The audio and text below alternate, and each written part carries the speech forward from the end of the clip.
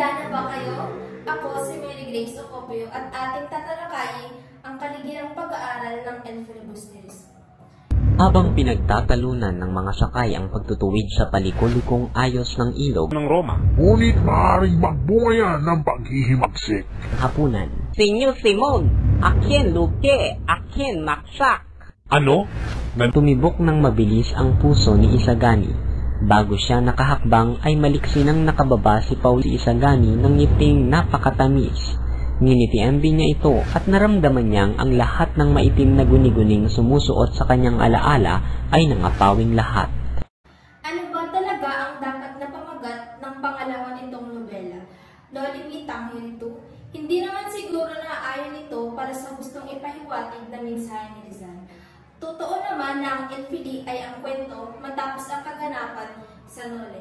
Pero ang tema at ang naratibo ng kwentong ito ay umiba na.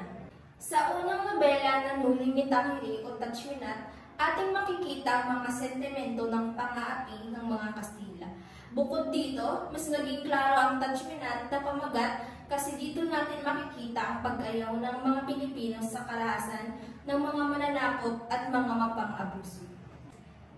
Sa El Filibusterismo naman, dito sumabog ang mga damdamin ng tauhan sa unang libro. Lalong-lalo na si Crisistong Ibarra, mas kilala bilang si Simon sa ikalawang nobela. Ito'y tinawag na El Filibusterismo dahil ang librong ito ay nagbibigay ng naratibo sa mata ng mga filibustero.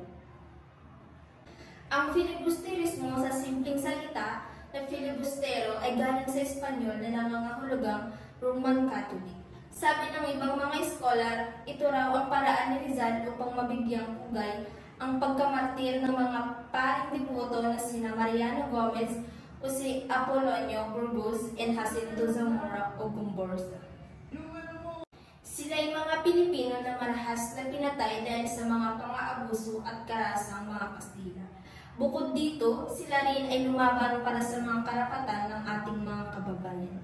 Nasasalamin rin ito sa kwento ni Rizal na El Filibusterismo sa mga sakripisyo ng mga tauhan para maipaglaban ang kanilang mga sarili sa mga mapang-abuso.